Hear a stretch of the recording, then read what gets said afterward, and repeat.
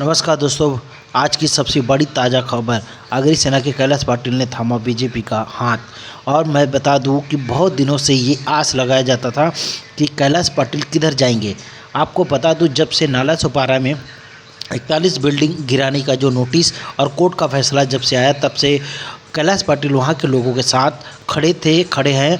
और वहाँ के लोग भी इंतज़ार कर रहे थे, और पक्ष और विपक्ष के लोग भी इंतजार इस बात का कर रहे थे कि कैलाश पाटिल किधर जाएंगे, उनकी नज़र किधर है, उनकी सोच किधर है। ये बात किसी को पता नहीं थी। अंदर ही अंदर कहीं न कहीं राजनाथ सिंह जी के साथ में इनका बातचीत चल रहा था, और ये आज के दिन ये निकल कर आया कि कैलाश पाटिल जी ने बीजेपी का दामन थामा।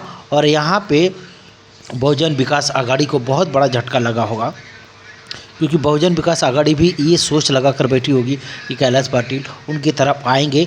लेकिन बहुत बड़ा खेला होते नज़र आ रहा। 20 तारीख को क्या होगा, इसका अंजाम क्या होगा, उसके बाद वोट जो पड़ेंगे उसके बाद आपको रिजल्ट में पता चलेगा। लेकिन इस बात का अंदाज़ा लगाया जा सकता है कि जिसकी पावर, जिसके पास पैसा, वही जीतेगा, ये कन्फर्म है।